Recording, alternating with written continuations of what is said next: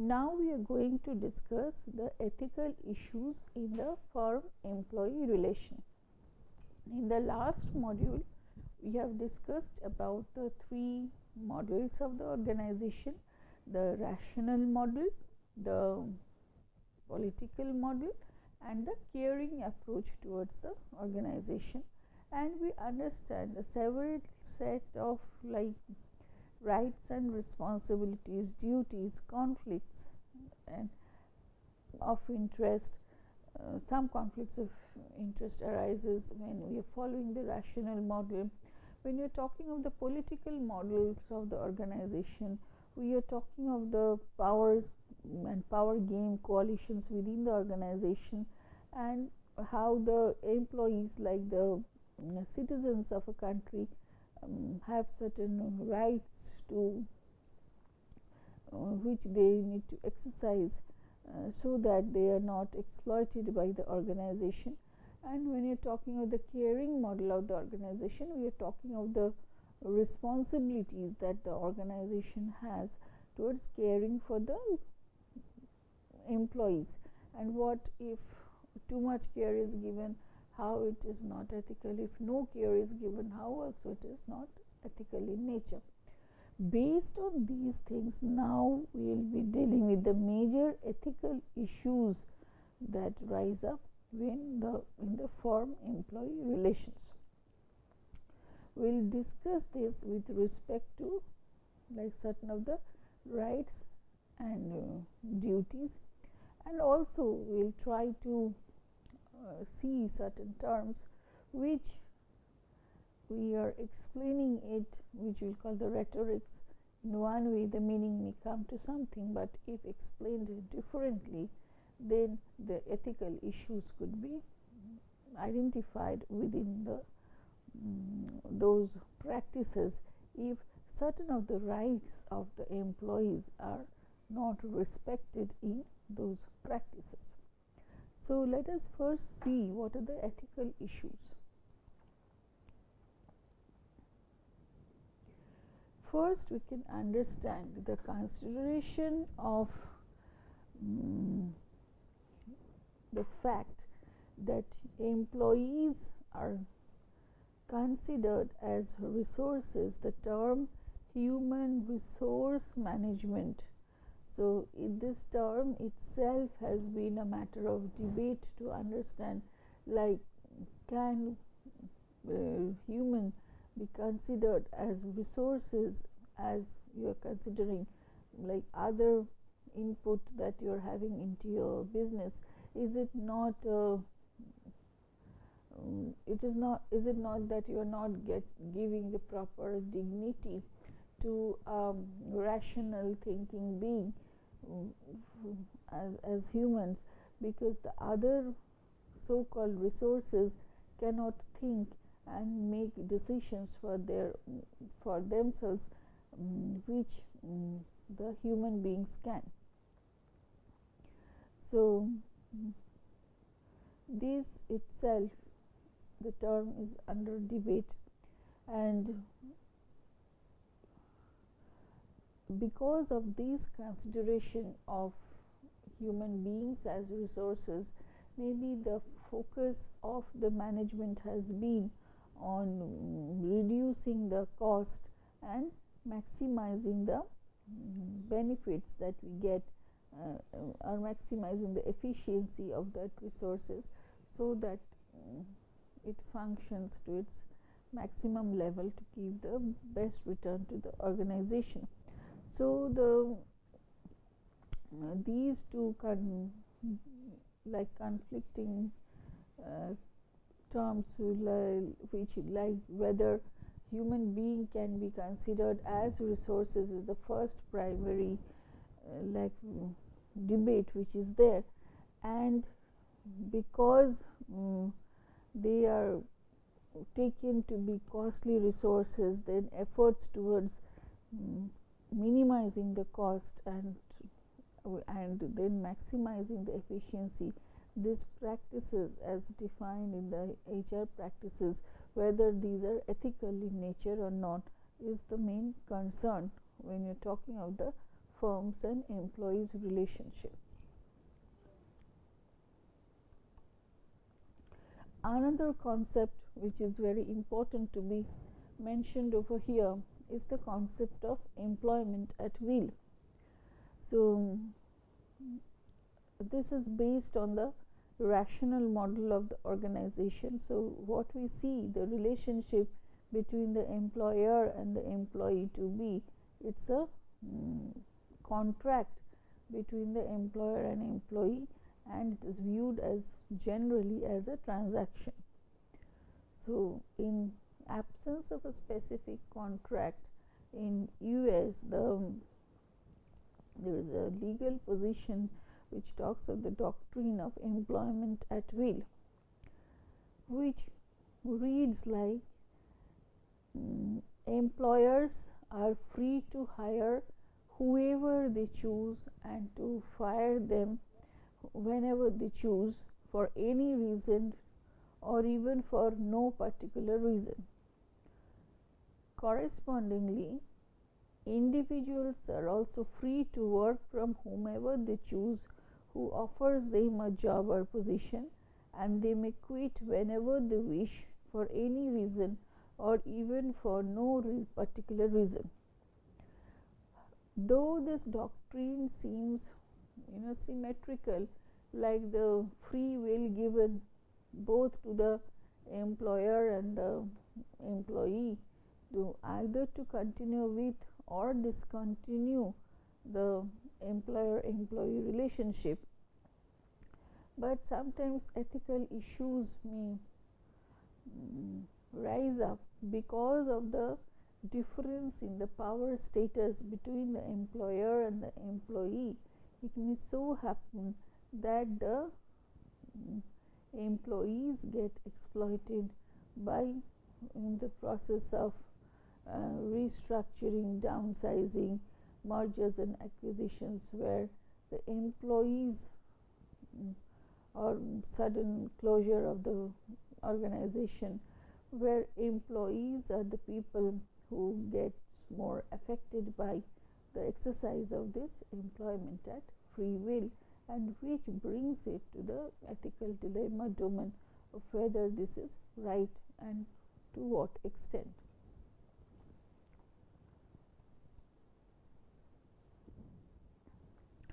So we'll now look into some of the rhetorics, and this is reality based on a research done by Legge in 1998, which talks of, like, when you're talking of new working patterns, so in reality it is like part-time job instead of a full-time job.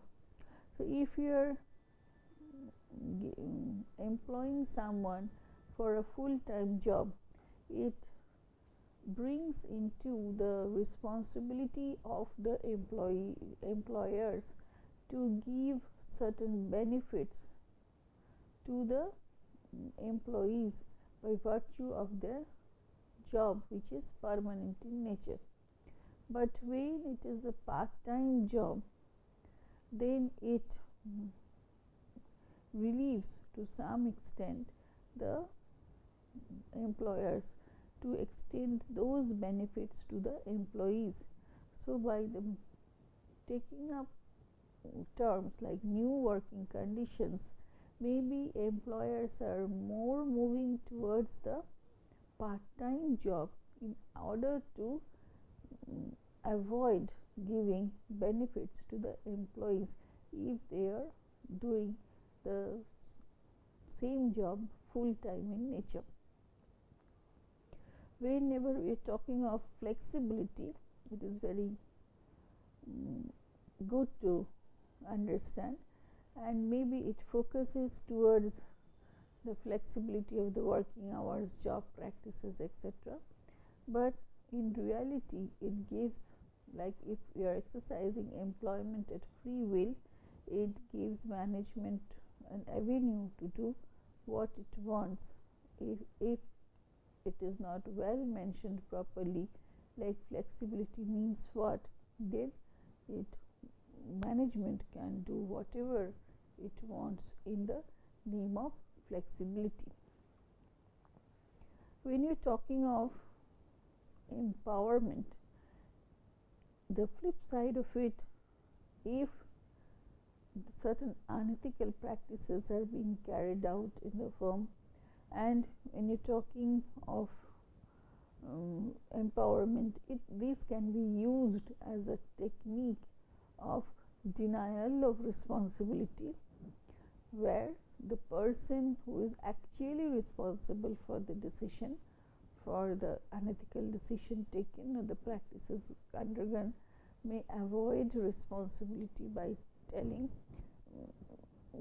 delegating his responsibility to others and empowering people. He or she can free himself or herself from the responsibility, moral responsibility, by telling it is not me who have actually done it, it is my juniors or team who have done it and decided it in that way. So it is empowerment. Could be in the flip side, if it is used, then it is making someone else take the risk and responsibility and making oneself free from it. Training and development. So this, we have to understand what is the purpose of training and development, for what reason, and what you are training that person for. So this could be in reality manipulation for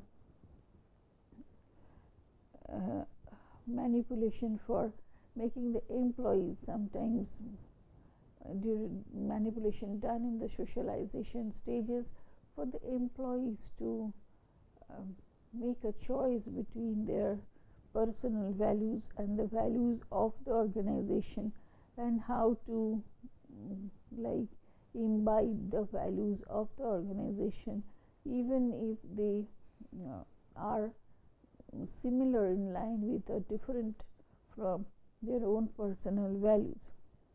And maybe even trainings in the call centers given, how to hide the own, for the person responding to the call to the clients, how to make their own identity, maybe hide their own identity and appear like someone person different to the callers or the clients that who are calling you for some help. So these type of things could be in reality manipulation, which makes it fall in the ethical domain. Recognizing the contribution of the individual, this in guise could be putting down your collective power. So undermining trade union and collective bargaining. So if you are a member of the trade union or you have a union of your own, then you gain a collective strength where people like you also possess some viewpoints of their own. So and that collective strength gives you a power. But when you are putting a fragmentation and you are taking a individualized approach, so and recognizing the individual's contribution, and you are focusing more on individual's contribution rather than this maybe team contribution and all. So this separates you from the collective strength of the group, and it undermines the trade union and collective bargaining. When you are respecting teamwork, so it is good, the team's effort gets recognized, but at the same time you are trying to put a check on the individual's discretion to do something in some way or other, because so this could be an ethical question, because you are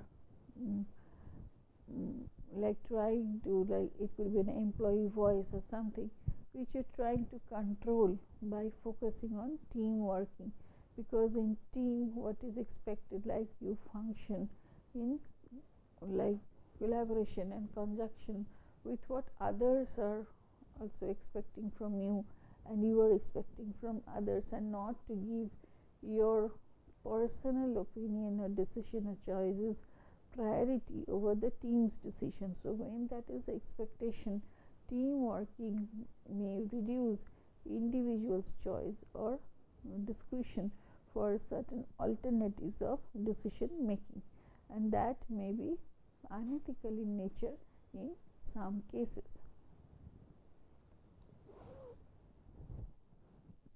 Now we'll discuss about some of the rights of the individuals within the organization.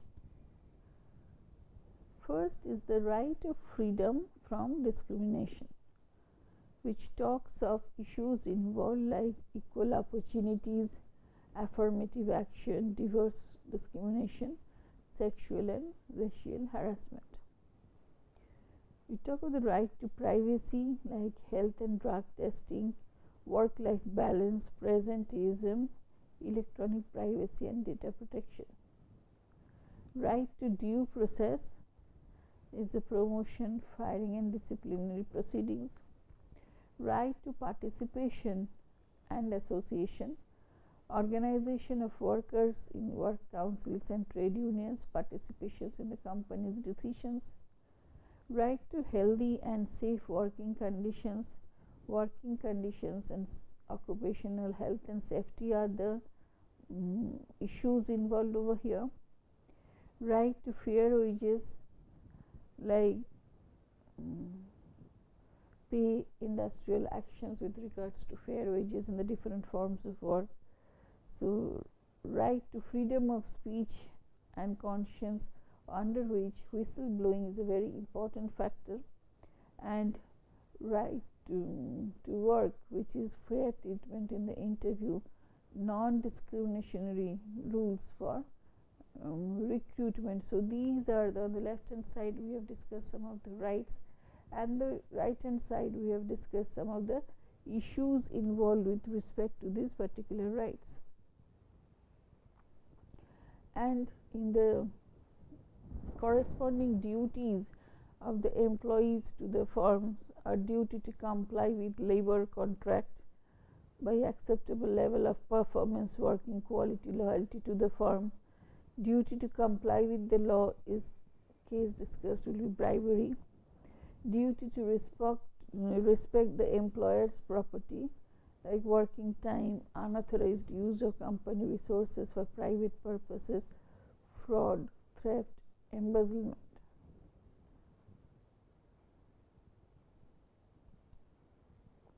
Here now, after we have discussed this, we will discuss some of those rights and duties as mentioned in the earlier slides to some details, because these are really very important issues in the domain when faced by employees relation to the organization. First of that, of course, is that of discrimination. So when does discrimination occur? So discrimination occurs when employees in business context occurs when employees receive preferential or less preferential treatment on the grounds that are not directly related to the qualification and performance on job.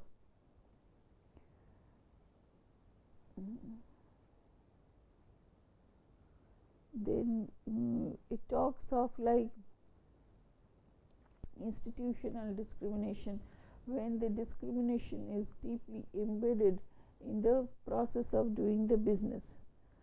So, and why this has become very important today, the discussion, because of the how to manage diversity within the organization is a major challenge for the HR people now, or for the business professionals.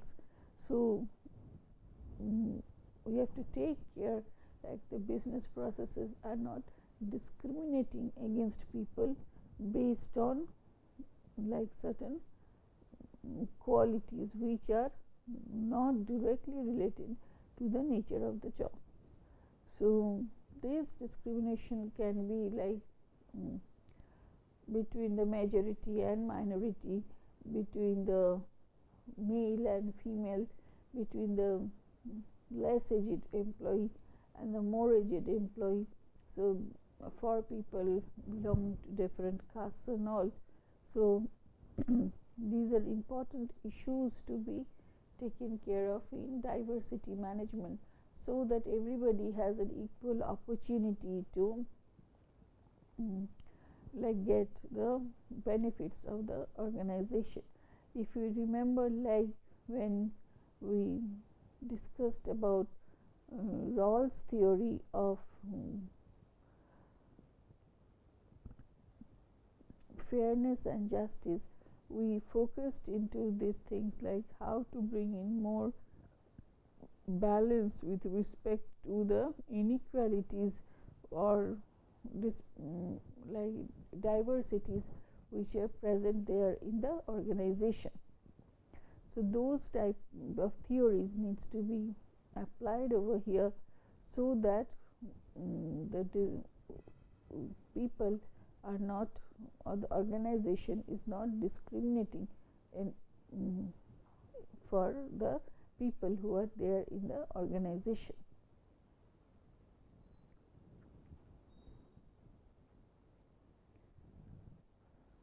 Another important area which is to be focused is sexual and racial harassment.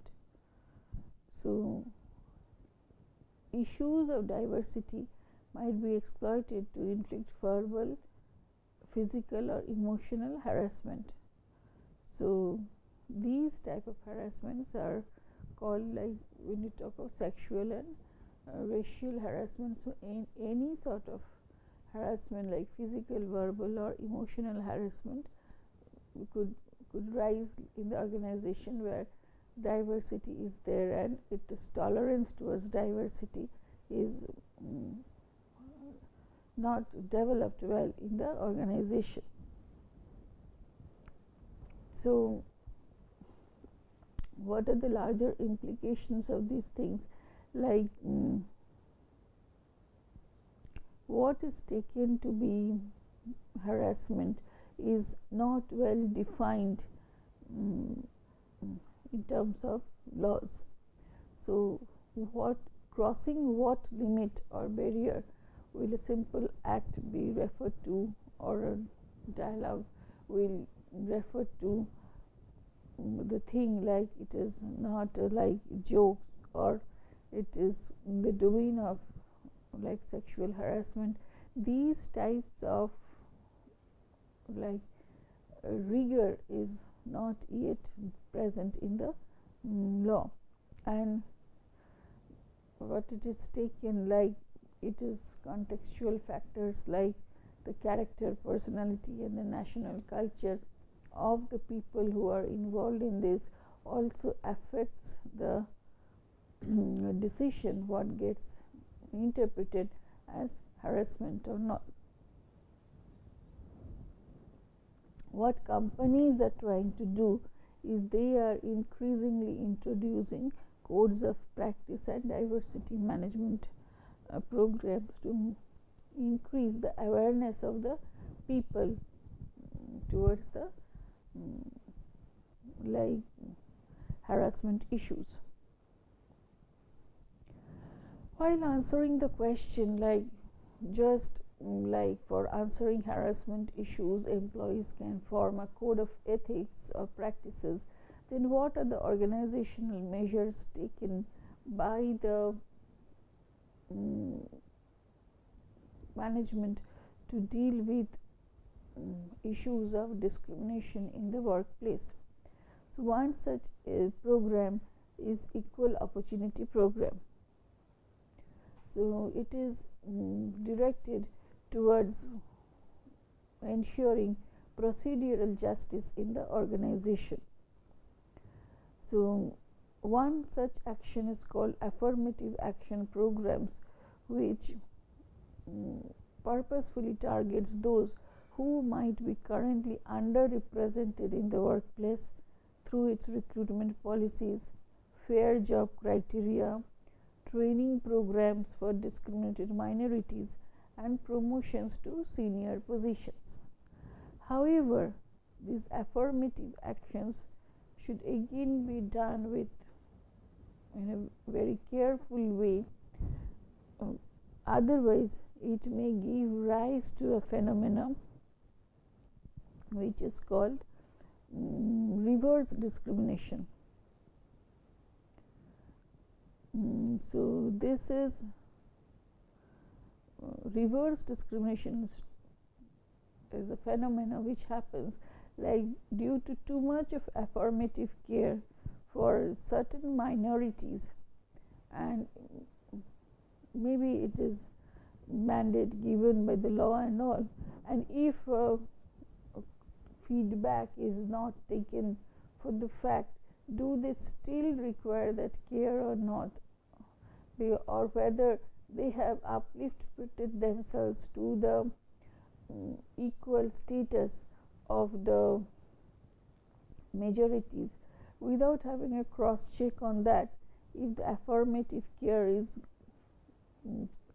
continued for minorities without having a policy for review and feedback regarding that, so based on this, there may happen a condition which is called a reverse discrimination. So in order to take care much for the minority, it may so happen like we are trying to put some restrictions to the rights of people who are termed as so-called majority, and it will appear like that they are paying for their past injustices, but it has to be recognized like everyone has a equal right to be enjoying as per pay or job opportunities for jobs are concerned. So yes, it is required that affirmative action is there to take care of the needs and respond like vulnerable positions of the minorities, so-called minorities, and to take care of the diversity, but we should not be doing it to a extent which may give rise to a reverse phenomena, which is reversing the discrimination, and it applies to the those set of people who have been termed majority with respect to the benefit that you are trying to put in an affirmative action for the minorities.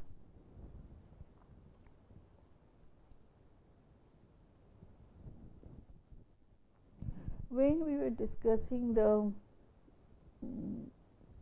political model of the organization, we were talking of some of the rights of the employees which needs to be respected, and one such right, of course, is employees' right to privacy. 4 different types of privacy are there which we may need to protect, which is like the physical privacy, social privacy, and informational privacy, and psychological privacy. So these 4 different types of privacy, like I may not want to share the details of some of my social activities or all the personal information that I have, or my psychological condition with the employer, which may not be required as a required condition of the job, and these the employer has to respect.